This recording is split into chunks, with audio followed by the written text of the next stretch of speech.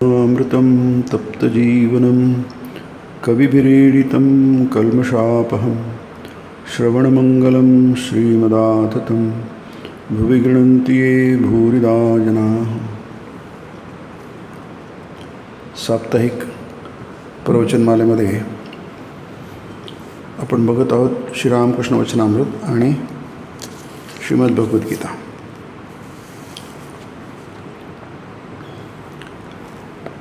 आपल्याला गेल्या वेळी जे प्रश्न विचारले जातात मारवाडी भक्त की महाराज उपाय काय? उपाय म्हणजे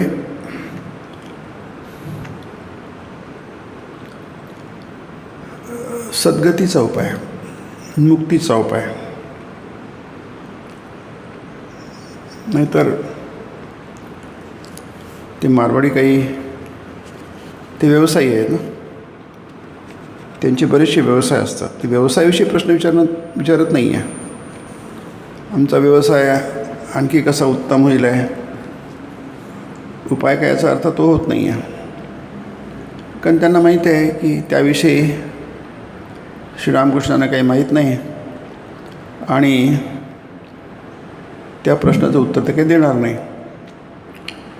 उपाय काय याचा अर्थ मग एकच होतो की भवसागर कसा पार करायचा, त्याचा उपाय काय आहे, आपण कशा प्रकारे या भवसागराच्या पलीकडे जाऊ। मग त्यांनी त्याला मार्ग म्हणतात। कुठेही जायला आपल्याला रस्ता लागतो ना, कुठेही पोचायचं आहे, रस्ता असेल तर आपण पोचतो, रस्ता नसेल तर कसं पोचणार। अगदी अरण्यामध्ये सुद्धा रस्ते असतात, अरण्यातून जातात ते, कधी कधी पाऊल वाट असते, कधी चांगले पक्के रस्ते असतात। अभयारण्यामध्ये सुद्धा रस्ते असतात, तसंच मार्ग, त्याला मार्ग म्हणतात। तर ते दोन मार्ग आहेत, दोन्ही मार्ग आपल्यासाठीच आहे। कारण आपण विचार करू शकतो, म्हणजे माणसामध्ये विचार करण्याची क्षमता आहे, त्याची शक्ती आहे, त्याच्यामध्ये तो विचार करू शकतो। दुसरं म्हणजे त्याच्याकडे भावनेचं बळ आहे, तो भावना पण करू शकतो। म्हणून तिथे सांगितलं आहे की विचार करा,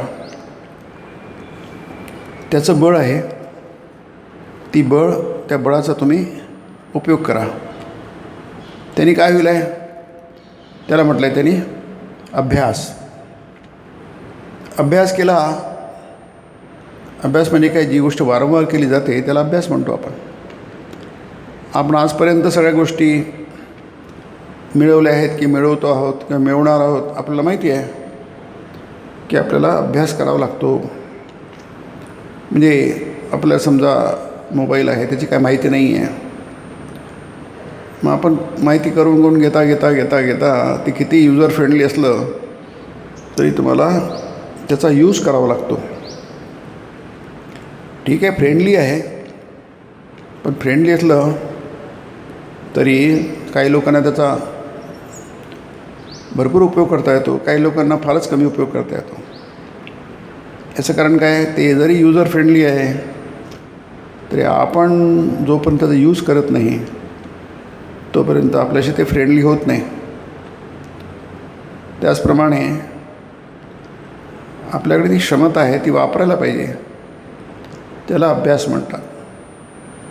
तो अभ्यास वारंवार केला की जी कठीण गोष्ट आहे ती सहज होते, शक्य होते, ती जमते आपण म्हणतो। आधी जमत नव्हतं, मग ती गोष्ट आपल्याला जमायला लागते। कोणतीही गोष्टी, साधी गोष्टसुद्धा घेतली तरी आपल्याला ती जमायला लागते, त्याला म्हणतात अभ्यास योगेन ततो मामिच्छाप्तुम धनंजय। हे धनंजया, पाऊस वाढ, तू अभ्यास योग कर। अभ्यासाने आवाज कमी कर, मला प्राप्त किंचित धनंजय म्हणजे मला प्राप्त करण्याची तू इच्छा कर।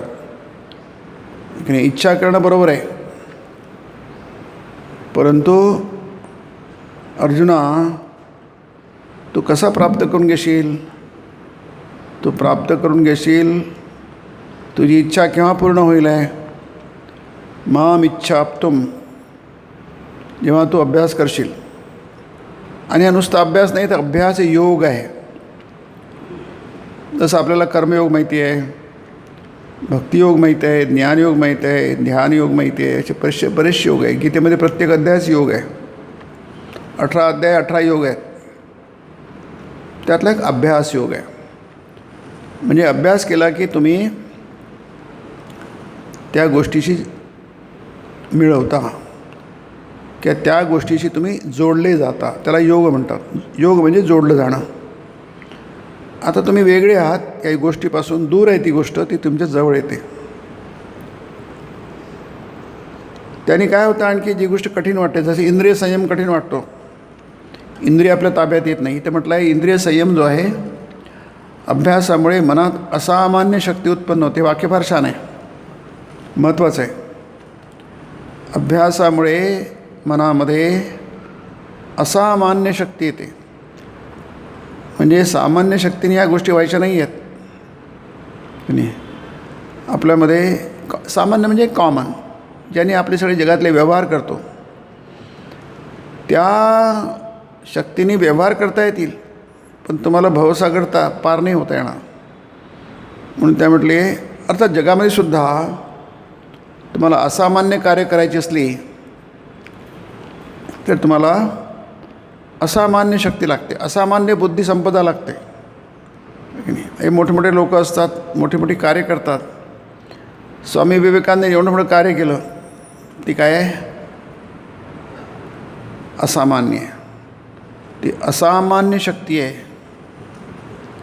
असामान्य बुद्धिमत्ता आहे. जर बुद्धिमत्ता असामान्य असेल, क्षमता असामान्य असेल, आध्यात्मिक शक्ती, चारित्र्याची शक्ती, बौद्धिक शक्ती, मानसिक शक्ती असामान्य असतील तर असामान्य कार्य होऊ शकतात, नाहीतर नाही होत.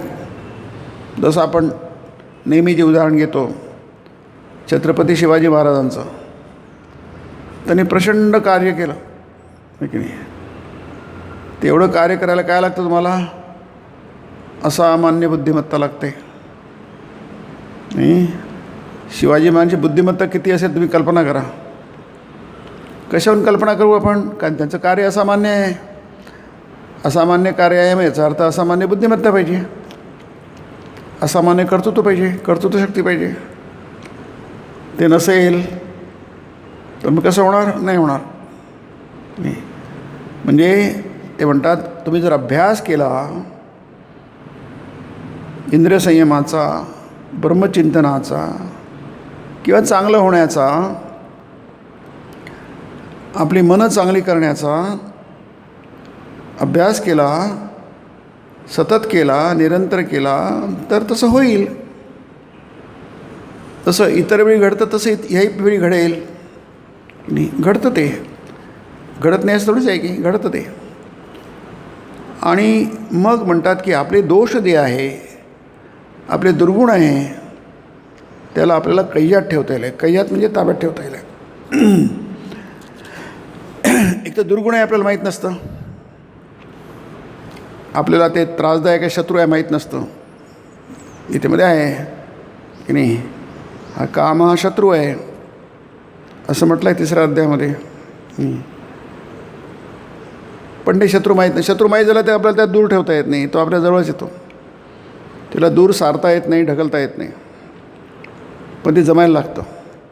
क्रोध आहे, कामक्रोधांना म्हटलं इथे कैयात ठेवणे त्रासदायक होत नाही, कठीण पडत नाही असं म्हटलं आहे. ते आपल्याला किती कठीण आहे माहीत आहे, आपल्या ताब्यात नाही. आपला राग येतो, खूप राग येतो, आहे की नाही.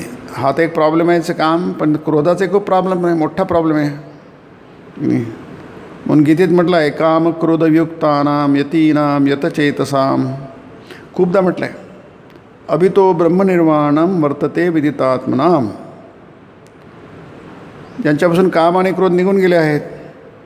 यतीनां सतत प्रयत्नशील आहे, यतचेतसां त्यांनी मनावर काबू केला आहे. अभितो ब्रह्मनिर्वाणम, त्यांना ब्रह्मनिर्वाण इथेही मिळालं आहे तिथेही मिळालं आहे, त्यांना मिळायचं काही राहिलंच नाही आहे. वर्तते, ते जे काही वागतात त्यांचा तो बोध आहे ब्रह्म, तो नेहमीच असतो. कारण काय, त्यांच्यामध्ये हे नाही आहे, यतचेते साम आहे, विदित आत्मनाम आहे, ब्रह्मचिंतन करतात आहे, सगळे दोष निघून गेले आहे. लभंते ब्रह्मनिर्वाण मृषया क्षीण कल्मषः, तिथे ब्रह्मनिर्वाण शब्द आले आहे. त्यांना ब्रह्मनिर्वाण प्राप्त होतं. लभंते कोणाला, ऋषींना, ऋषया क्षीण कल्मषः, त्यांचे सगळे दोष समाप्त झाले आहेत. किती चांगलं असेल बघा की नाही. आपली हवा शुद्ध आहे, एकदम शुद्ध हवा आहे, त्यामध्ये अशुद्धी काही नाही आहे.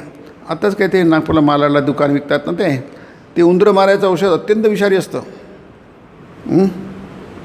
अत्यंत विषारी औषध आहे ते उंदरं मारण्याचं औषध. त्याच्यात पेस्ट असते ते फळं विकणारे त्या टिकावं म्हणून त्याला लावतात आणि ते फळं विकतात. ते पकडलं गेलं त्याला माल. आता ते विषारी फळं झाली ना, ज्यांनी उंदरं मरतात त्यांनी माणूस मरेल ना. पण जर आपल्याला प्रत्येक गोष्ट शुद्ध मिळाली, फळं शुद्ध मिळाली, अन्न शुद्ध मिळालं, पाणी शुद्ध मिळालं, हवा शुद्ध मिळाली, सगळं शुद्ध आहे, मन शुद्ध आहेत, बुद्धी शुद्ध आहेत, विचार शुद्ध आहेत, सगळे शुद्ध आहे, तर मग आपण शुद्ध होऊन जाऊ. आपल्याला अशुद्ध करणाऱ्या सगळ्याच गोष्टी जर आपल्यापासून दूर दूर दूर असतील तर मग आपण किती सुखी होऊ. आपल्याला अशांत करतात त्या गोष्टी सगळ्या. मनाची अशुद्धी, बुद्धीची अशुद्धी, विचारांची अशुद्धी आपल्याला दुःखी करते, आपलं चित्त अशांत करते. आपण नेहमीच उद्विग्न असतो, अशांत असतो, उदास असतो. याचं कारण काय आहे? याचं कारण सगळं अशुद्ध आहे. आपल्या शरीरामध्ये अशुद्ध गोष्टी गेल्या, मग त्या फुफ्फुसावाटे, नाकावाटे जाओ, तोंडावाटे जाओ, कानावाटे जाओ, डोळ्यांवाटे जाओ, हे सगळे द्वार आहेत. याला 9 द्वारं म्हटलं की ते 9 द्वारे पुरी देई नैव चिंतनकारेण. या 9 द्वारातून आपल्यामध्ये जर आत अशुद्ध गोष्टी गेल्या, वाईट गोष्टी गेल्या, निगेटिव्ह गोष्टी गेल्या, तर आपलं भलं कसं होणार? आपलं वाईटच होणार की नाही. आपल्याला त्रासच होणार. त्यामुळे आपल्याला त्रास होतो. आपल्याला त्रास होतो कारण तो आपला अनुभव आहे. पण कशामुळे होतो याचा आपण विचार करत नाही आणि करू शकत नाही. कारण आपल्याला तसा विचार करता येत नाही, ती शक्ती आपल्याकडे नाही आहे. मग ही शक्ती आपल्याला म्हणतात विचार करा, विचार मार्ग. ते कुठे तुमचा विचार नाही आहे, आम्हाला नाही करता येत. मग ग्रंथ आहेत, ऐका, वाचन करा, अध्ययन करा. मग ते नाही करत येत आम्हाला, मग करूच ना, काहीच नाही करू, तुम्हाला काही मिळणारच नाही. कारण तुम्ही अभ्यास करत नाही, मुलगा पास कसा होणार, पुढे कसं होणार, त्याची उन्नती कशी होणार? तो म्हणता मला अभ्यास करणं आवडत नाही, तो पासच होत नाही, सारखा नापास होतो, अनुत्तीर्ण होतो. कौरव अनुत्तीर्ण झाले, पांडव उत्तीर्ण झाले. सोत्तीर्ण खलु पांडवई रणनदी कैवर्तक केशवा. खरोखरच पांडव उत्तीर्ण झाले. गीतेचा ध्यान मंत्र आहे, तो ध्यान श्लोक आहे. पांडव खरोखरच उत्तीर्ण झाले. कारण काय? त्यांनी कृष्णाला जवळ केलं. नाही, कैवर्तक केशवा, त्याच्या नावाचा जहाजाचा कॅप्टन कृष्ण होता. आणि म्हणून पांडव जिंकले. कौरवांनी नेहमीच कृष्णाला दूर ठेवलं, दुर्योधनाने त्याला दूर ठेवलं, सगळ्यांनी दूर ठेवलं कृष्णाला. कृष्ण तिथे गेला जवळ, पण त्यांनी त्याला दूर ठेवलं, त्याला स्वीकारलं नाही. कृष्णाचं म्हणणं त्यांनी कोणी ऐकलं नाही, कोणीच ऐकलं नाही. ते सगळे अनुत्तीर्ण झाले, फेल झाले, नापास झाले. याचं कारण काय? तुम्ही उत्तम गोष्टींना जर दूर ठेवाल आणि मग असं का होतं, तसं का होतं असं म्हणाल, तर आपण अविचारी आहोत. आणि अमनीषी, महाभारतसुद्धा अमनीष आहे. तस्य मूले धृतराष्ट्रो अमनीषी आहोत. हा धृतराष्ट्र हा अमनीषी होता असं महाभारत म्हणतं आहे. नाही, दुर्योधन हा अमनीषी होता, कर्ण हा मूर्ख होता असं महाभारत म्हणतं आहे. की नाही. ते सगळं विषाक्त होता तो. आपण म्हणतो जहर आहे आतमध्ये की नाही. आता सगळं इतकं जहर जर आपल्या आतमध्ये गेलं, आपण कसे काय शांत राहू, सुखी होऊ, बेचैन होऊन जाऊ. आपण खूप बेचैन आहोत, चैन नाही आहे. याचं कारण बेचैन करणाऱ्या सगळ्या गोष्टी आपण ग्रहण केलेल्या आहेत, स्वीकारल्या, त्याचा अभ्यास केलेला आहे. आपल्याला माहीत नाही आहे. माहीत असूनही आपल्याला त्याला दूर ठेवता येत नाही, तेवढी क्षमता आपल्यामध्ये नाही आहे. म्हणजे आपल्याला आपले प्रॉब्लेम समजले पाहिजे. आपण सारखे डॉक्टरकडे जातो, असं झालं तसं झालं, याचं कारण काहीतरी बिघडलेलं असतं, पण डॉक्टर ते ठीकठाक करून देतो. आपली कार बिघडली, आपण ठीकठाक करतो, मेकॅनिककडे जातो, शोरूममध्ये जातो किंवा वर्कशॉपमध्ये जातो, नाही की नाही. तसंच आपल्याला कळलं पाहिजे. त्याला म्हणतात विचार मार्ग. विचार करा, विचार करा, चांगला विचार करा, अविचारीपणा करू नका की नाही. त्याचा त्रास इतरांना जो होईल तो होईल. दुर्योधन धृतराष्ट्र अविचारी होते, त्यांना त्रास खूप झाला, इतरांनाही खूप त्रास झाला, पण शेवटी ते पराभूत पण झाले की नाही. धर्म माणसाला विचारी बनवतो, विवेक देतो, त्याला काय बरोबर आहे काय चूक आहे सांगतो. यतो धर्मस ततो जयः, महाभारताचं सूत्र आहे ते. यतो कृष्ण ततो धर्मः. जिथे कृष्ण आहे तिथे धर्म आहे, जिथे धर्म आहे तिथे जय आहे, जिथे ते नाही आहे तिथे उलटं घडतं आहे. त्याला म्हणतात विचार. एक रस्ता आहे, उपलब्ध आहे आपल्याला. सगळं जमणार नाही, पण जितकं जमतं तितकं तर करायला पाहिजे की नाही. जितकं जमेल तितकं आपण उन्नत होऊ, तितके आपण सुखी होऊ, शांत होऊ, आनंदित होऊ आणि ब्रह्मनिर्वाण मिळेल त्याला. अभितो ब्रह्मनिर्वाणम वर्तते. म्हणजे आताही तो सुखाच्या सागरामध्ये आहे, पोहतो आहे. आणि शरीर त्यागानंतरसुद्धा, निधनानंतरसुद्धा काहीच बिघडलं नाही त्याचं. आताही काही बिघडलं नाही आणि पुढेही काही बिघडणार नाही. सामान्य माणसा कशाला म्हणतो, त्याचं आताही सगळं बिघडलं आहे, तो स्वतःही बिघडलेला नाही, सगळ्यांनाच त्रास देतो. त्याच्यापासून सगळ्यांनाच त्रास होतो, जगाला त्रास होतो. क्षयाय जगतो अहिताः असं गीता म्हणते. सगळ्या गोष्टीचं विध्वंस करणं. क्षयाय जगतो अहितः. जगाचं अहित करणं, जगाचा क्षय करणं, विध्वंस करणं हे त्यांच्यापुढे एक असतो. त्यांना माहीत नाही आपण काय करतो नाही. किती विनाशक आहोत आपण. आपली वागणूक, आपले बोलणं, आपला विचार किती विध्वंसक आहेत. घडवणं किती कठीण असतं, तोडणं स्वामीचे शब्द आहे ते. कोणी वेळासुद्धा तोडफोड करू शकेल, पण घडवणं फार कठीण असतं आहे की नाही. घडवायला फार अक्कल लागते आणि घडवायला फार सामर्थ्य लागतं. कोणी घडवू शकत नाही, त्याला अक्कल लागते, बुद्धिमत्ता लागते आहे की नाही. आणि ते बुद्धिमत्तालाच आपण जर सोडचिठ्ठी दिली तर मग किती नुकसान होतं की नाही. ते माया आणि ईश्वरविषयक कल्पनेचा क्रमविकास असा तो अध्याय आहे ज्ञानयोगामध्ये. तर फार खूप सुंदर म्हटलं आहे की जगात दोन प्रकारचे लोक असतात. एक विध्वंसक असतात, दुसरे रचनात्मक करणारे असतात. ऋषी रचनात्मक.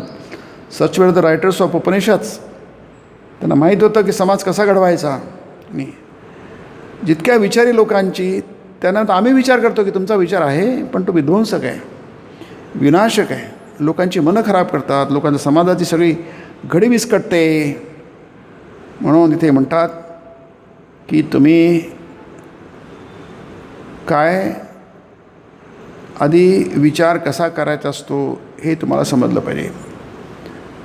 मग महाजनोगतः ये. महान लोक कसे विचार करतात, ते कशी मोठी झाली, त्यांनी कसं जगाचं हित केलं, कल्याण केलं, तो म्हणतो संतांचा मार्ग आहे. त्यांनी ऋषी म्हटलं आहे.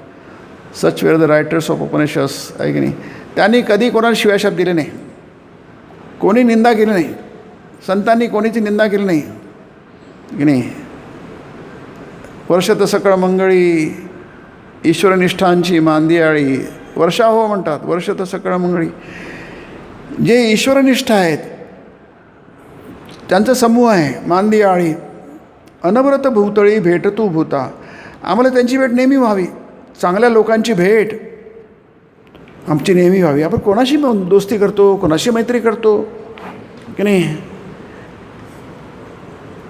आपल्याला महाभारतातून तेच कळतं ना, कौरवांनी काय केलं, फालतू लोकांना त्यांनी जवळ केलं, किंवा फालतू लोक त्यांनी जवळ गेले, मूर्ख लोक की नाही, अगदी निर्बुद्ध लोक.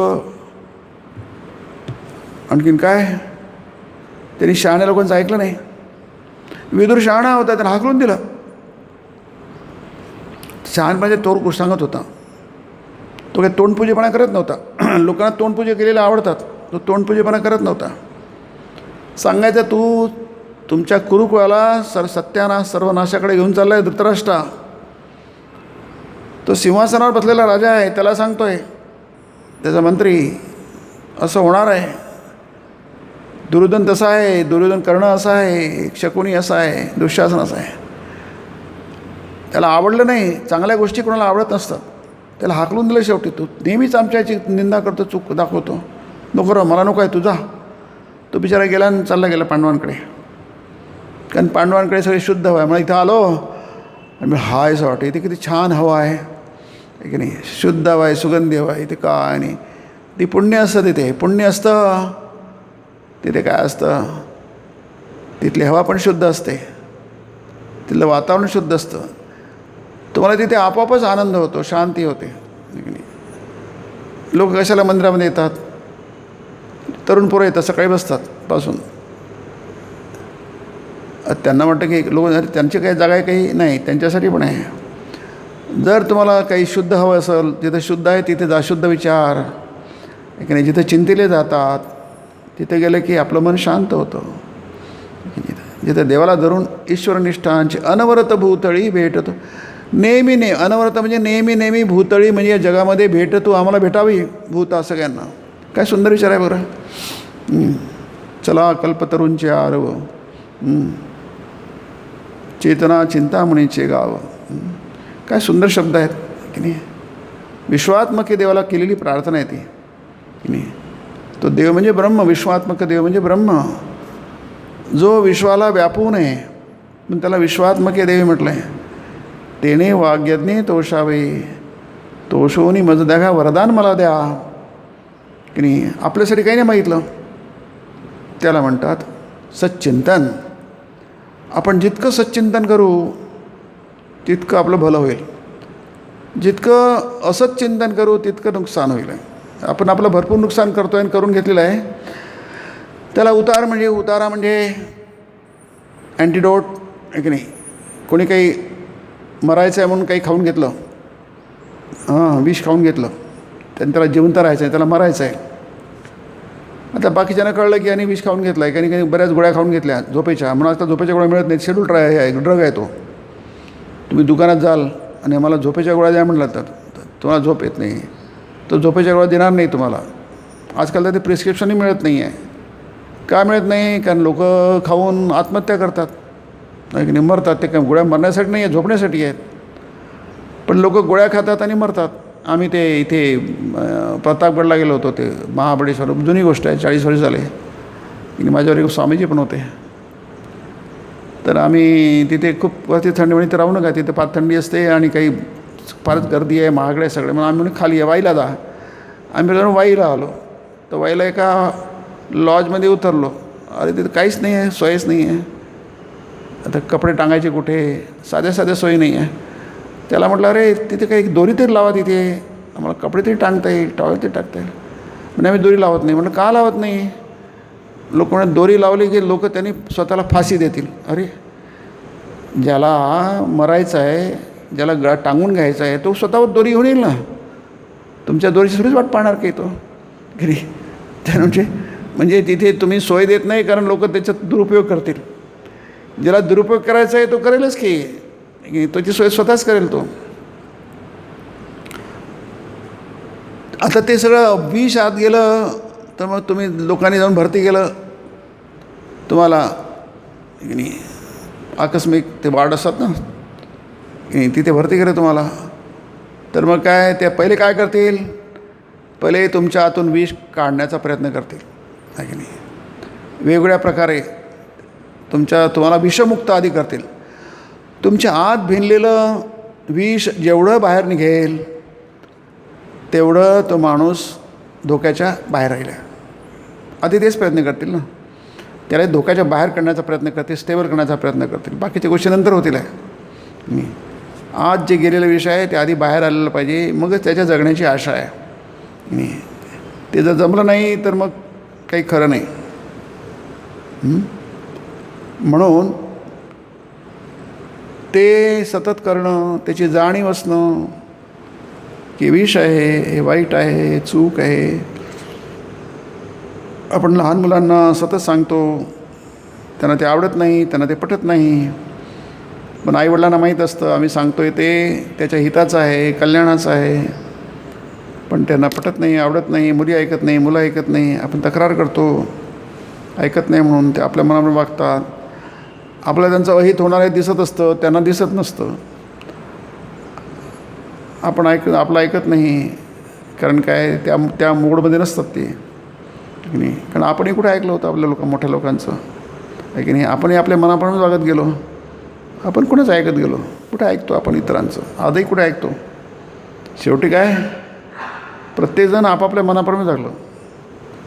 गीतेमध्ये आहे, प्रकृतीम श्रेष्ठते स्वस्या सदृशम चेष्टते स्वस्या प्रकृते ज्ञानवानपी. जो शहाणा असतो, ज्ञानवानपी, जो ज्ञानसंपन्न आहे तो सुद्धा सदृशम प्रकृते चेष्टा. चेष्टा म्हणजे प्रयत्न, आपल्या स्वभावाप्रमाणेच प्रयत्न करत असतो. प्रकृती मी आणती भूतानी, सगळे आपल्या स्वभावाला अनुसरतात. कोणी कोणाचं ऐकत नाही. निग्रह किंग करिष्यती. अर्जुना, कोण कोणाचं ऐकणार बाबा? माझंही कोणी ऐकत नाही, की नाही. आपण देवाचं ऐकतो काय? एवढे सगळे ग्रंथ आहेत, गीता आहे, भाषण, काय नाही आपल्याकडे. आपण ऐकलं तेच खूप मोठी झाले. आपल्याला शाबासकी द्यायला पाहिजे, असे काहीतरी अवॉर्ड्स पाहिजे की लोक कमीत कमी ऐकतात तरी. वागणं दूरची गोष्ट झाली, की नाही. जसं म्हटलं ना, धृतराष्ट्र ऐकायलाही तयार नव्हता, त्याने हाकलून दिलं त्या विदुराला. म्हणजे आपण काही सहन करू शकत नाही. चांगली गोष्ट सहन नाही करू शकत. आपल्या हिताची गोष्ट आपण सहन नाही करू शकत. आपल्याला कोणी बिघडायला आलं ना, आपण सहज बिघडतो. हा बघा, सगळे हे जे बिघडलेले लोक आहेत ना, समाजाचे धुरीण आहेत, ते विद्वान आहे, म्हणतात आम्ही काय समाजाला दिशा देणार. सगळे बिघडलेले लोक आहेत ते. चुकीचे विचार तुम्हाला कसे काय पटतात? पण आश्चर्य, हे खूप मोठं आश्चर्य आहे.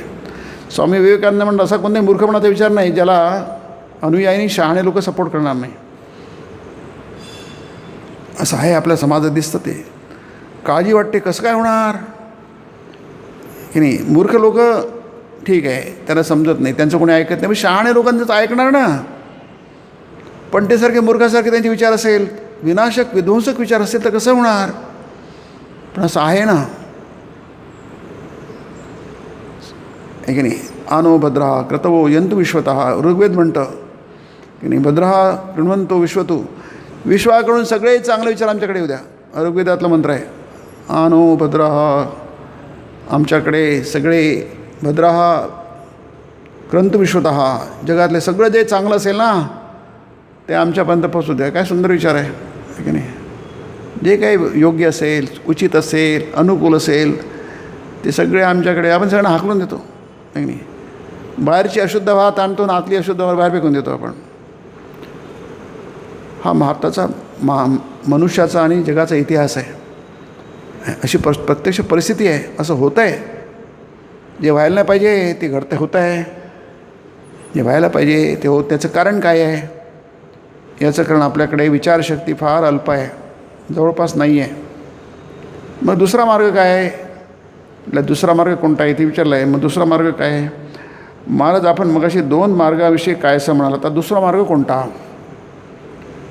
मग आपल्याला काय दुसरा मार्ग उपलब्ध आहे, तो म्हणजे अनुरागाचा. पण तो मार्गही धोक्याचाच आहे की नाही. तो इथे दिला नाही आहे, पण तोही धोक्याचा आहे.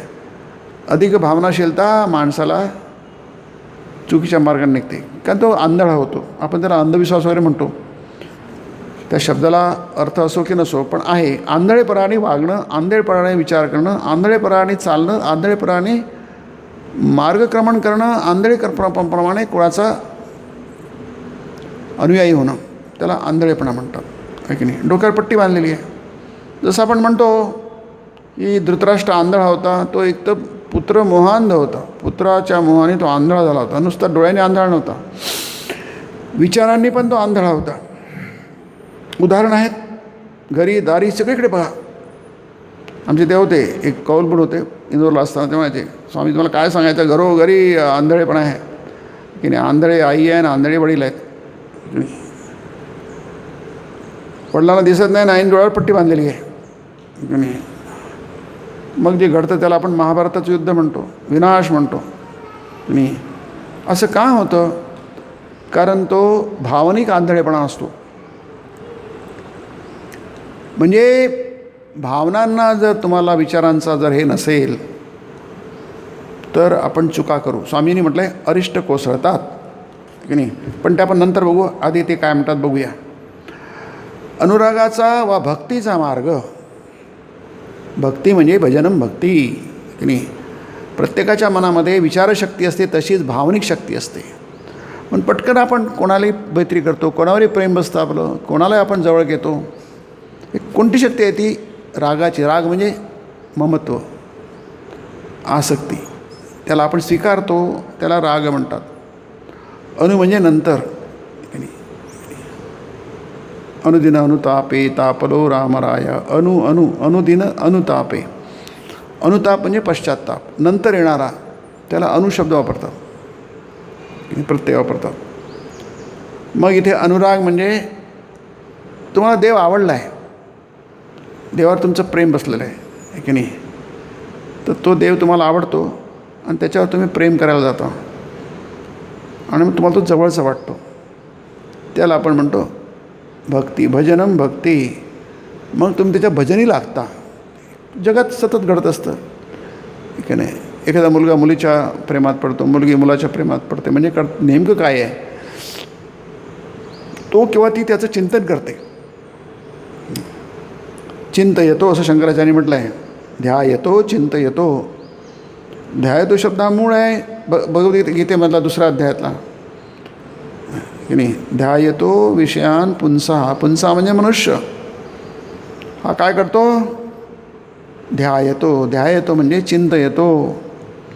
ध्यान करणं म्हणजे काय आहे? चिंतन करणं आहे. कोणाचं चिंतन करणं आहे? देवाचं चिंतन करणं आहे, ब्रह्माचं चिंतन करणं आहे, ब्रह्मचिंतन आहे. मग तुम्ही ज्या गोष्टीचे चिंतन करणार की नाही, संगस्तेषु उपजायते, ती तुम्हाला आवडायला लागते. आवडण्यासारखं त्यात काही नसतं, पण आवडायला लागते. ही गंमत आहे सगळी.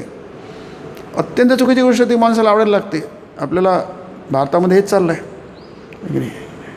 आताच्या मग मी उल्लेख केला थोडक्यामध्ये. जी गोष्ट अतिशय चुकीची असते, वाईट असते, आपल्या भल्याशी नसते, ती आवडायला लागते. संगस्तेषु उपजायते, निर्माण होते. उपजय शब्दाचा अर्थ निर्माण होते. नसलेली गोष्ट निर्माण होते. ते क्रम दिला आहे त्याच्यामध्ये. हे झाल्यानंतर ते होतं, ते झाल्यानंतर ते होतं, ते झाल्यानंतर ते होतं. म्हणजे अगदी स्पष्टपणे आहे सगळं. झाकपाक काही नाही आहे. संगा संजायते कामः की नाही.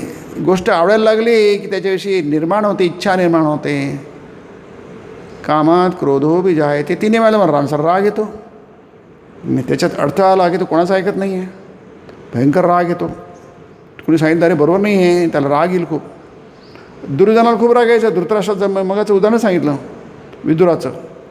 विदुराने सांगितलं अरे सगळं चूक होतं आहे, फार नुकसान होईल आहे, खूप समजावून सांगितलं. त्याला कोणाचं आवडलं? कणिक नावाचं होतं.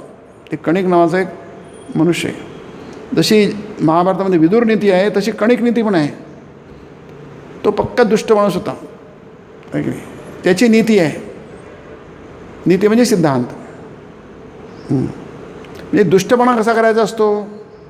दुष्टपणाने, कुटीलपणाने, कपटाने, तथाकथित चातुर्याने कसं हडप करायचं असतं ते सगळी नीती त्याने शिकवतो. आणि धृतराष्ट्राला खूप आवडते ती.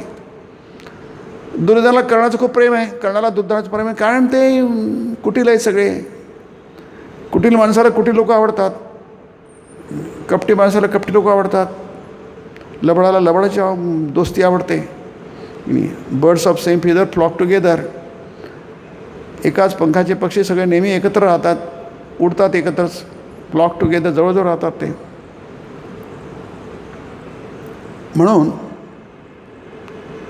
जी ही आहे अनुराग आहे, तो ज्याला भक्ती म्हटलेला आहे की नाही, ती भक्ती म्हणजे कशावरचंही प्रेम नाही, हे चांगल्या गोष्टीवरचं, सत गोष्टीवरचं प्रेम. संगस्तेषु पजायते, संगात संजायते कामा, कामात क्रोधो विजायते, क्रोधात भवती सम्मोह. माणूस विसरतो, सम्मोह तो कन्फ्यूज होतो, भ्रमिष्ट होतो, त्याचं डोकं काम करत नाही, त्याला सम्मोह म्हटलेलं आहे. आपली बुद्धी काम करत नाही, कारण ती बुद्धीचं आता चालण्याच्या पलीकडे गेली आहे. बुद्धी आहे, आपल्याकडे गाडी आहे, पण ती चालत नाही आहे, त्याचे सगळं बिघडलेलं आहे, त्याची यंत्रणा बिघडलेली आहे. जसं आपली तब्येत बिघडली, यंत्रणा बिघडली, मग आपल्याला म्हणतात डॉक्टर बेड रेस्ट करा, तुम्ही हालू नका, झोपून राहा, तुम्ही कमीत कमी हालचाल करा.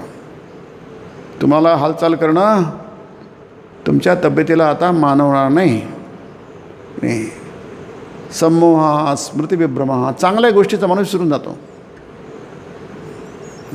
स्मृतिवंशात बुद्धिनाशः, तुम्हाला चांगल्या गोष्टी चांगल्या कळत नाही आहे, वाईट गोष्टी वाईट कळत नाही आहे, त्याला विभ्रम म्हटलं आहे. त्यांनी तुमचा बुद्धिनाश कळला, तुमची विवेकबुद्धी संपली. एकदा विवेकबुद्धी संपली, दिवसाला तुम्ही अंधार म्हणायला लागले, रात्र म्हणायला लागले, रात्रीला दिवस म्हणायला लागले, त्याचा परिणाम काय होईल आहे? बुद्धिनाशात प्रणश्यती, प्रनश्यती म्हणजे संपूर्ण नाश, त्याला प्रकर्षेन नश्यती, त्याला म्हणतात संपूर्ण नाश. मग तो व्यक्तीचा असो, राष्ट्राचा असो, समाजाचा असो, कुटुंबाचा असो, ती प्रक्रिया आहे, ती तो क्रम आहे, घसरगुंडी आहे ती, ठीक नाही. याला दगड वरतून पडला की गडगडगडत खाली येतो, ते एकदम खाली जाऊनच थांबतो तो. तसंच माणसाची काय होते, घसरणं सुरू होते. मग अनुराग म्हणजे कुठेही तुमचं हे मन बसून चालणार नाही, ते बसण्याच्या आधीच योग्य आहे की नाही बघा.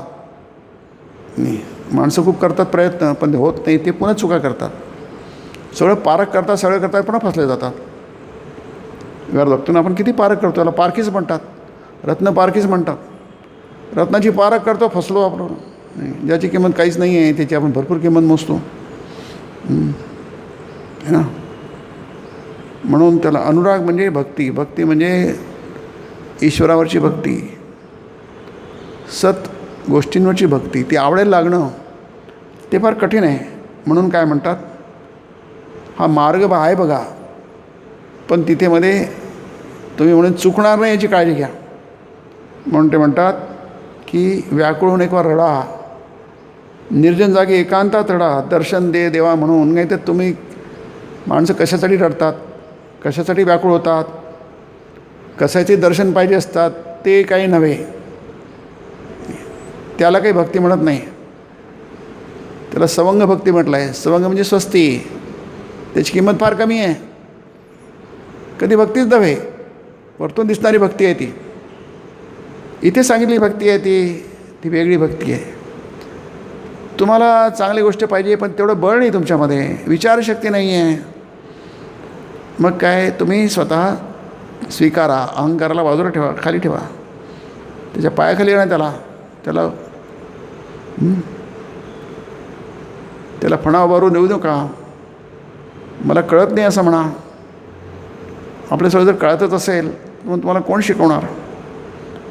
आपल्याला वाटतं की मला सगळंच माहिती आहे, मला काही ज्ञानाची गरज नाही आहे. ज्याला काहीच कळत नाही आहे त्याला वाटतं मला सगळं कळतं.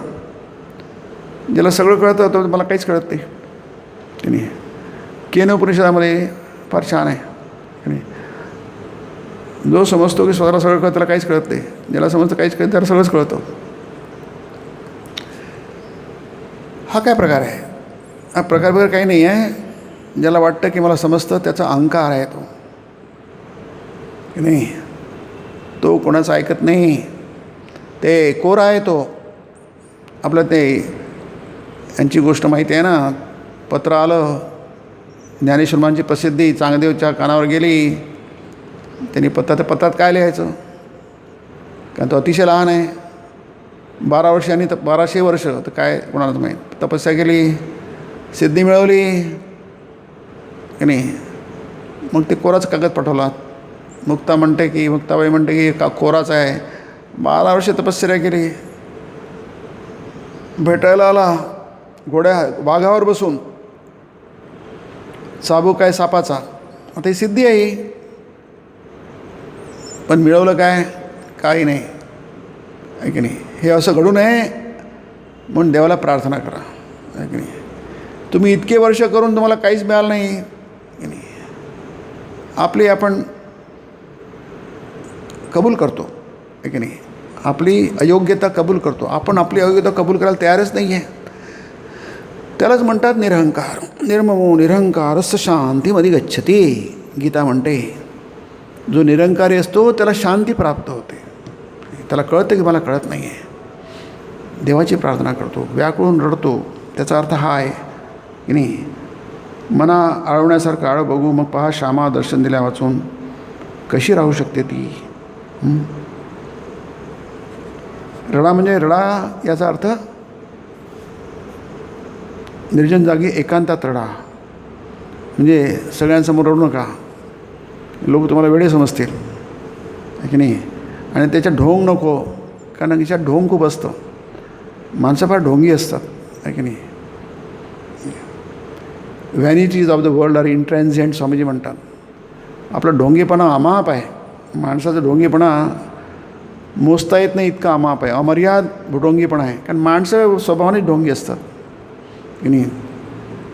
तसं ढोंगीपणा करू नका. म्हणून निर्जन जागी एकांतात. ते खरं आतून प्रामाणिकपणा पाहिजे, सच्चेपणा पाहिजे. आणि दर्शन दे देवा म्हणून. मला काही नको, फक्त देवाला पाहिजे. मा तुम्हाला बोई आम्हाला क्यों नाही, आई तुझ्याच वाचून मला कोणी दुसरं नाही आहे. मग त्याला म्हणतात भक्ती, त्याला म्हणतात अनुराग, त्याला म्हणतात प्रेम. बाकीचे नुसते इतर बाबतीत नुसते शब्द आहेत. ते प्रेम वगैरे नुसते शब्द आहेत. असं प्रेमरी जगात कुठं नसतं, आपल्याला माहिती आहे. खरं काय खोटं प्रेमसुद्धा आपल्याला दिसत नाही जगामध्ये. कारण काय, ते प्रेम उगाच त्याला शब्द लावले असतात, खोटं आणि खरं. प्रेमाचं कोणतंही लक्षण त्याच्यात नसतं, तरी आपण दुसरं काहीच माहीत नाही आपल्याला. जे आहे त्यालाच प्रेम म्हणतो आपण. पण ते प्रेम वगैरे कसं शक्य आहे ते. तुम्ही राजयोगाचा स्वामींचा फार सुंदर त्यांनी व्याख्या केली की नाही, सगळं क्षीण होत जातं असं म्हटलं आहे स्वामींनी. अगदी पती पत्नीतलं प्रेमसुद्धा क्षीण होत जातं, असं नसतं कधी ते, आहे की नाही. या सगळ्या गोष्टी लक्षात ठेवून तुम्ही जगात वागा, जेणेकरून तुम्ही आनंदी राहाल, शांत राहाल. तुम्ही समजलं नाही आहे आणि तुम्ही त्या गोष्टी तुम्ही हाताळता, तुमचं नुकसान होणार, की नाही. ते सापाला खेळणारे लोक असतात, कुठे आलं त्याला बोलवतात, ते बरोबर पकडतात, पटकन शेपटी पकडतात. तेव्हा तुम्ही करू नका, ते तुमच्या कामाचं नाही आहे. तर आम्हाला 1 वर्ष लागलं सगळं शिकायला. हे सगळं सापाला कसं पकडायचं असते, म्हणजे हे तर सोपी दिसते पटकन. आम्हालाही करता येईल की नाही, तुम्हाला नाही करता येणार ते. कारण काय, ती विद्या आहे, सर्पविद्या ज्याला म्हणतात, आहे की नाही. ते याच्यात आहे, छांदोग्योपनिषद आहे त्याला. तर नारद म्हणतात मला सर्पविद्या पण येते, सगळ्या विद्या येतात त्याला. पण भवसागर तारण्याची म्हणून मी अहम शोचामी, माझं हृदय दुःखाने भरलेलं आहे. कारण की मला सगळं येतं आहे, पण मला ब्रह्मज्ञान नाही आहे की नाही. म्हणून मी शोक करतो आहे की नाही, असं नारद म्हणतात. मग ते की नाही, तर ऋषींना म्हणतात, ऋषींकडे जातात ते. याचा अर्थ काय आहे की तुम्ही प्रामाणिक व्हा, सच्चे व्हा. नाही जमत, नाही जमलं की नाही. असं नाही की आपल्या सगळ्या गोष्टी जमल्या पाहिजे, सगळ्या गोष्टी मिळाल्याच पाहिजे. ते कठीण असतं. मोठ्या गोष्टी ह्या मोठ्या गोष्टी असतात, कठीण असतात त्या, की नाही. त्याला साध्य व्हायला वेळ लागत असतो, समय साध्य असतात त्या, की नाही. ती नाही ना पुरुषार्थ म्हणजे, की नाही. कालांतराने, परिश्रमाने, संस्काराने जे आपण मिळवतो त्याला पुरुषार्थ म्हणतात, की नाही. तुमच्यात तसे संस्कार पाहिजे, ते संस्कार एकत्र केले पाहिजे, शुभ संस्कार एकत्र केले पाहिजे, त्याच्यासाठी मेहनत केली पाहिजे, परिश्रम केले पाहिजे. आणि तिसरं म्हणजे त्याला वेळ लागत असतो. कालेन आत्मनी विंदती, गीता म्हणते, की नाही. त्याला वेळ यायची असते. आता केलं पी हळद आणि हो गोरी म्हण आहे ना. असं काय, हळद पिली की गोरी होतं, पण तुम्ही पिल्याबरोबर थोडंसं त्याला वेळ लागेल ना, की नाही. दूध पिल्यानंतर तूप खाल्ल्यानंतर हष्टपुष्ट होणार, पण त्याला वेळ लागेल ना. अचानक असं कारण गोळी खाल्ल्याबरोबर तुम्ही बस एकदम ठीक होऊन गेले, त्याला वेळ लागत असतो.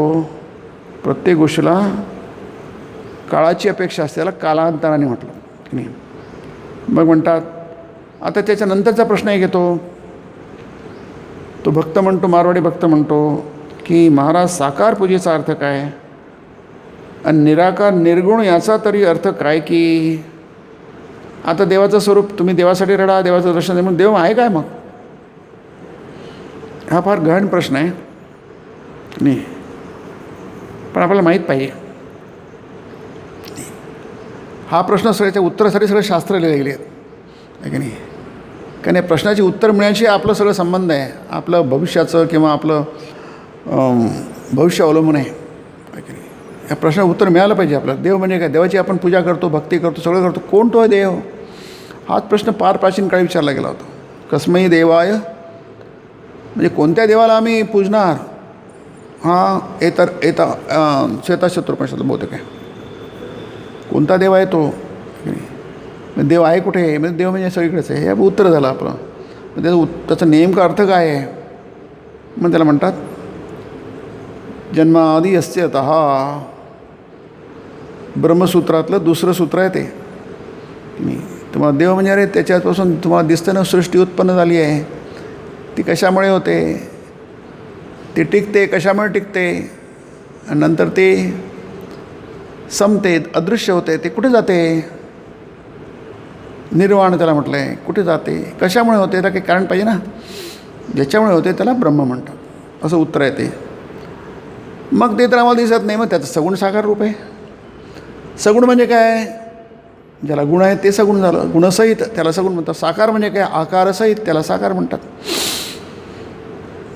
मग ते आकार आहे आणि त्याला गुण आहे, मग असं काय असू शकतं? असं काय असू शकतं? आपल्यासाठी आपण सगळे सगुण साकार आहोत, आहे की नाही? असं हालते बोलते आहोत ना, म्हणजे सगुण साकार आहे, चर आहे. ते काही गोष्टी हालत नाही, मूर्ती हालत नाही, ती अचर असते, स्थिर असते. गीतेमध्ये आहे 12व्या अध्यायामध्ये, की नाही, अचलम ध्रुवम कूटस्थम अचलम ध्रुवम असं वर्णन केलं आहे ब्रह्माचं. दुसऱ्या अध्यायामध्ये वर्णन आहे अपूर्यमाणम अचल प्रतिष्ठम असं वर्णन आहे. समुद्र माप प्रविशंती अद्वत. समुद्र कसा असतो? पाण्याने पूर्ण भरलेला असतो. हिंदीमध्ये त्याला लबालब म्हणतात, म्हणजे काठोकाठ भरलेला असतो.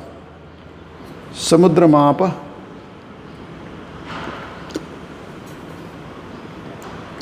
आप म्हणजे पाणी, आपो नारायण, हा पाणी नारायण आहे. समुद्राचं पाणी काठोकाठ भरलं आहे. समुद्र माप तो कसा आहे? आपूर्यमाणम. आपूर्यमाणम म्हणजे एकदम पक्का पूल भरला, पावसाळ्यामध्ये पूल उसळ्या मारतो तो, मोठ्या मोठ्या लाटा उचंबळतात. अचलम प्रतिष्ठम, तरी अचल आहे तो, आहे की नाही? अचल शब्दामध्ये प्रतिष्ठम आहे, स्थिर आहे. तो हालत नाही की डुलत नाही. अरे तो हालतोय डुलतोय नाही, नाही तसं नाही आहे ते. तो अनंताची कल्पना आहे ते, की नाही? अनंतामध्ये की हालचाल नाही आहे. कुठून कुठे जाणार तो? याच्यामध्ये आता आज आपल्याला वेळ नाही आहे, पण ते दोन्ही आहे, टाईम आणि स्पेस, आहे की नाही? एक परीक्षक जातो शाळेमध्ये आणि प्रश्न विचारतो, पृथ्वी का पडत नाही, की नाही? तर कोणाला समजत नाही, प्रश्न समजत नाही, कारण पृथ्वी का पडत नाही, त्याला काहीतरी गुरुत्वाकर्षणचा काहीतरी मुलांकडून उत्तर पाहिजे असते. आता लहान मुलांना काय समजणार ते? आणि दुसरं म्हणजे प्रश्न चुकीचा आहे. स्वामी म्हणा तो प्रश्न चुकीचा आहे, कारण पृथ्वी पडणार कुठे आहे? कारण पृथ्वी पडत नाही याचा अर्थ आपल्याला आपल्या स्पेसची कल्पना नाही. अनंत स्पेस म्हणजे काय आहे? अनंत स्थिती म्हणजे आपण ज्याला म्हणतो पोकळी, अंतराळ ज्याला आपण म्हणतो, स्पेस सायन्स म्हणतो ना, म्हणजे काय आहे? त्याचं तुम्हाला काय समजलं आहे? ती म्हणजे अनंत काळापर्यंत जरी पडलं तर आले तर पृथ्वी कुठेच पडणार नाही. त्याला स्पेसची कॉन्सेप्ट म्हणतात, की नाही? स्पेस म्हणजे काय आहे? देशकालनिमित्त म्हणतात त्याला तत्त्वज्ञानामध्ये, की नाही? अनंत काळापर्यंत इथे वचनामृतात आहे की पक्षी किती उंच गेला तर कसला तो टक्करणार नाही, ते टक्कर कशाचीच होणार नाही. ती स्पेस तुम्हाला समजली पाहिजे, आहे की नाही? म्हणजे तुम्हाला क्रम समजा. योगशास्त्राला क्रम म्हणतात. याच्यानंतर ते होणार, त्याच्यानंतर ते होणार, त्याच्यानंतर ते होणार, त्याला निमित्त म्हणतात. स्थलकाल निमित्त त्याला नियम म्हणतात. नियम म्हणजे काय? या गोष्टींना ती गोष्ट त्यानंतर त्याला नियम म्हणतो आपण, रूल म्हणतो, की नाही? ते निश्चितपणे घडत असते. ती पडत राहणार, मग ते मुलाला समजत नाही. ती म्हणते कुठे पडणार, तिने मला मुलीने उत्तर दिला. ती पृथ्वी पडता म्हणतात कुठे पडणार, कुठे ती, कारण ती कुठे पडणार, कारण पृथ्वीच्या दृष्टीने कुठेच नाही आहे, इकडे नाही तिकडे नाही आहे, ती अंतराळात फिरत आहे. अंतराळ म्हणजे काय, अंतराळाची कल्पना आपल्याला आली पाहिजे. अंतराळ म्हणजे नेमकं काय, अंतराळ म्हणजे ते अनंत आहे, ते कुठेच नाही, त्याला दिशाच नाही आहे. ते डावं नाही, उजवं नाही, वर नाही, खाली नाही, काहीच नाही. आपल्या दृष्टीने वर खाली आहे, उजवं डाव आहे, त्याच्या पृथ्वीला कुठला डावान उजवं काय आहे. मग प्रश्न कसा पाहिजे होता, प्रश्न त्याला उत्तर काय आहे, त्याला म्हणायला पाहिजे होतं परीक्षकाला, शाळा परीक्षकाला, की पृथ्वी आपल्या कक्षेतच का फिरते, आहे की नाही. मग त्याचं उत्तर आहे गुरुत्वाकर्षण, सूर्याच्या गुरुत्वाकर्षणाने फिरते ती, स्वतःभोवती फिरते आणि मग ती 1 वर्षामध्ये सूर्याभोवती फिरते. प्रश्न तसा असता तर काय, त्याला उत्तर मिळालं असतं की पृथ्वी ही आपल्या कक्षेमध्ये फिरते. आणि कशामुळे फिरते, गुरुत्वाकर्षण फिरते. मग ती शक्ती काय, ती ब्रह्मशक्ती. तो नंतरचा प्रश्न आहे. दुसरं आलेलं आहे त्याच्यामध्ये स्पेसचा आलेला आहे. हा झाला टाईम. म्हणजे स्पेस आणि टाईम तुम्हाला समजलं आहे की नाही, ते आपण पुढच्या वेळी बघू लागेल. तर याच्यामध्ये आहे की वेळ आहे जी असते ना, ती वेळसुद्धा अनंत आहे. तुम्ही किती अतीताकडे जा, पास्टकडे जा आणि किती भविष्याकडे जा, ते किती गेले तरी त्याला कधी तुम्ही कुठे तुम्हाला त्याचा दुसरं पहिलं टोक म्हणा आणि शेवटचं टोक म्हणा. न अंतो न च आधीर न च संप्रतिष्ठा. जिथे आधी नाही आहे, जिथे अंतही नाही आहे, ज्याचा आधार पण नाही आहे. जोपर्यंत आपलं मन आपलं मन फार स्थूल झालेलं आहे, पण आपण स्थूल गोष्टी करतो, चुका करतो, की नाही. कारण आपण दुर्बल, स्वामीजी म्हणतात आपण दुर्बल म्हणून चुका करतो, पाप करतो. जो स्ट्रॉंग मनुष्य असेल तो कधी पाप चुका करणार नाही. आपल्याला कारण आपलं मन फार स्थूल झालेलं आहे. त्याच्यामुळे आपलं हे जे मुख्य कल्पना आहे ज्याच्यात आपण वावरतो, जे आपल्या आत आहे बाहेर आहे, त्या तत्वाचं आपल्याला काही देणंघेणंच नाही आहे. आज भक्ती तर दूरची गोष्ट झाली, भक्ती नंतर, पण आप त्याचं देणंघेणंच नाही आहे.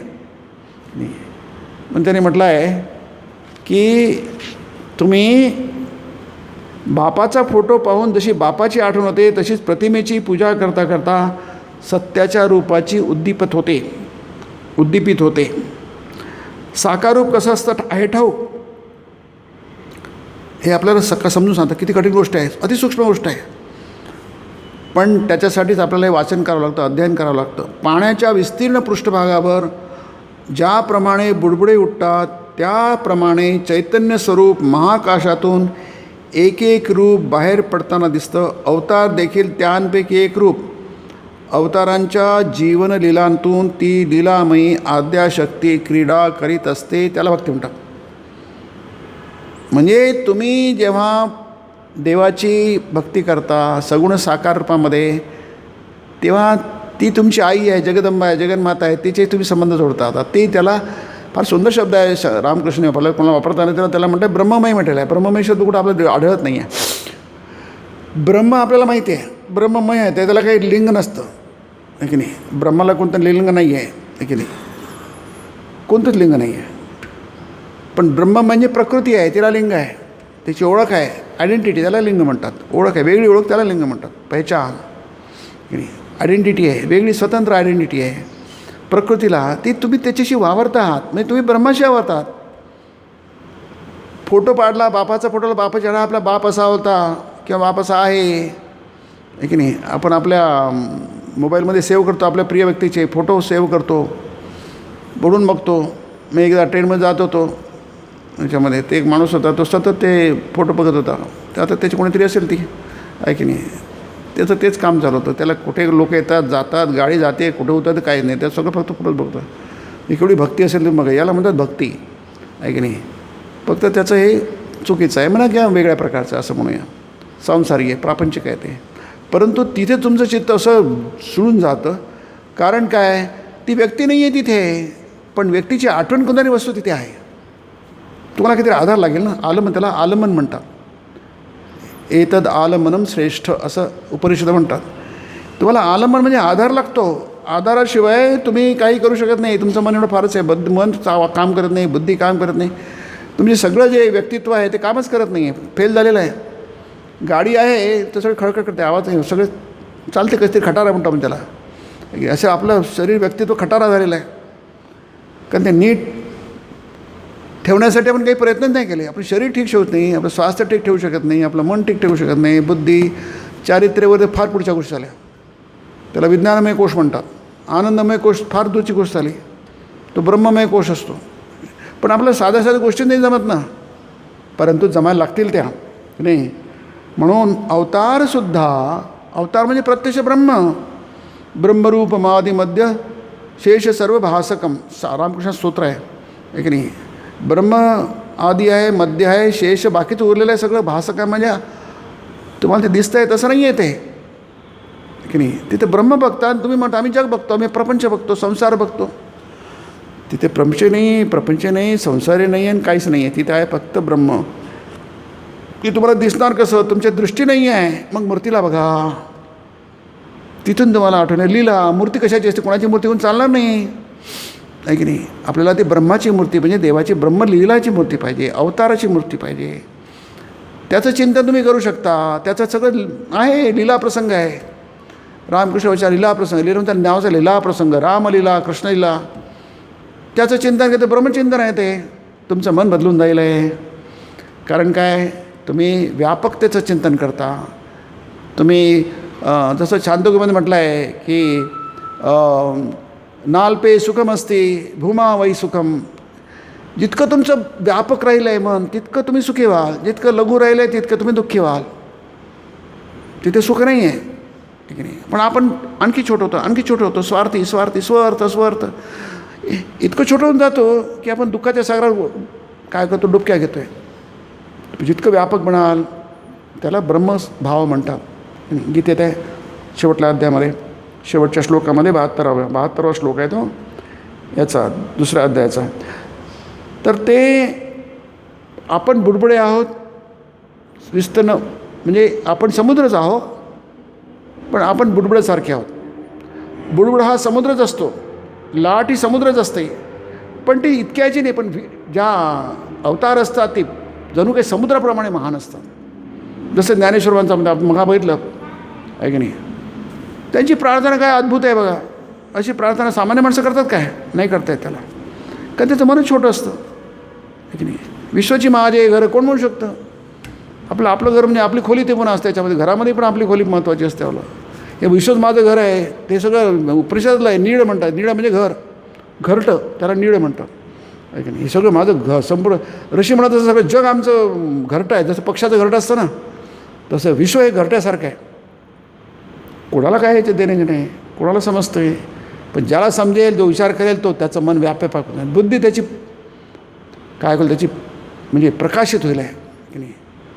गीतेमध्ये म्हटलं आहे की ददामी बुद्धी योगम तम ये नमाम उपयांती ते. मी त्याला बुद्धियोग देतो आणि जे आदित्याप्रमाणे सूर्याप्रमाणे ते प्रकाशित होते, असं ते वर्णन आहे गीतेमध्ये.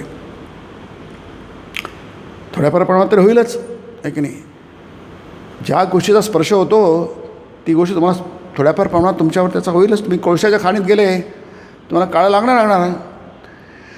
तुम्ही एखाद्या अत्तर विकणाऱ्या दुकानात गेले तर काहीतरी सुगंध तुम्हाला लागणारच. तुम्ही अंगाला सुगंध लावला नाही, अंगाला अत्तर लावलं नाही, पण तुम्ही तिथे गेले म्हणून तुमच्या अंगाला थोडंफार अत्तर लागणार, सुगंध येणार. तसं तुम्ही दारूच्या दुकानात तुमच्या दारूचा वास येणार तुमच्या शरीराला. तुम्ही दारू नाही पिली तर तुमच्या शरीराला दारूचा वास येणार. कारण तो संघ असतो. संघास तेषु उपजायते. तुम्ही जिथे राहाल, जसं मन राहिलं आहे, जिथे तुमचं ते बरोबर तुम्ही तसेच होऊन जाणार. म्हणून अवताराच्या जीवनलीलातून ती लीलामयी आद्यशक्ती म्हटलं बघा, आदिशक्ती आहे ती, म्हणजे जगदंबा आहे ती. शक्तीशिवाय काय होत नाही. त्या शक्तीनेच हा सगळ्या जगाचा पसार आहे. पण ती ब्रह्ममयी आहे. ती ब्रह्मापासून वेगळी नाही आहे. ब्रह्म आणि ब्रह्म प्रकृती एकच आहे. साप जेव्हा स्थिर असतो त्याला आपण कुंडलीमान असतो, तोही सापच असतो. आणि साप जेव्हा चालायला लागतो तेव्हाही सापच असतो. श्रीरामकृष्ण म्हणतात, ते उदाहरण त्यांनी दिलं, दृष्टांत दिलं आहे. ब्रह्म जेव्हा स्थिर असतं तेव्हाही ब्रह्म आहे, आणि लीला करतं प्रकृती म्हणून तेव्हाही ते ब्रह्मच आहे. मग आपल्याला उपलब्ध आहे ब्रह्म लीला करते, पण ते ब्रह्माची लीला आहे. तो प्रपंच नाही आहे, संसार नाही आहे. आपण त्याला प्रपंच समजतो, त्याला संसार समजतो, त्याप्रमाणे वागतो आणि नुकसान होतं आपलं. तसं करू नका. त्याच्यातून सुटण्याचं काय म्हणजे अवतार, ठीक नाही. अवतारातून ती जीवनलीलातून म्हणजे अवताराच्या लीला किंवा त्यांचं जगणं हे तुमच्या आमच्या जगण्यासारखं नसतं आहे की नाही. आपलं जगणं हे अज्ञानामुळे जगणं असतं, ते ज्ञानामुळे जगतात, ज्ञानातून वावरतात. सगळं त्यांचं प्रत्येक गोष्ट ज्ञानातून होते. आपली प्रत्येक गोष्ट अज्ञानातून होते, त्याचे फळ आपल्याला मिळतात. मग त्याला उपाय काय आहे? त्यांचं बघा, ते कसे जगले की नाही, त्यांचा आधार घ्या, त्यांची कृपा प्राप्त करून घ्या, त्यांचा आशीर्वाद घ्या. बाकी कठीण गोष्टीने तुम्हाला सहज होऊन जाईल आहे की नाही. हा भवसागर पार करणं इतकं कठीण आहे ना, पण तो केव्हा पार झाला तुम्हाला समजणारच नाही, इतकं सोपी होऊन जाईल आहे की नाही. लहान मुलं आपल्या वडिलांच्या कडेवर बसतो सहजपणे चालतं, त्याला काही पायाला त्रासच होत नाही त्याला की नाही. त्याचे वडील चालतात, तो थोडी चालतो काही की नाही. जहाजावर बसले तुम्ही, जहाज चालता, तुम्ही थोडी चालता. पण जहाज पार होतं म्हणजे काय, त्याच्यावर तुम्ही पण पार होता. त्याला म्हणतात भक्तीचा मार्ग, अनुराग मार्ग. पुढच्या रविवारी.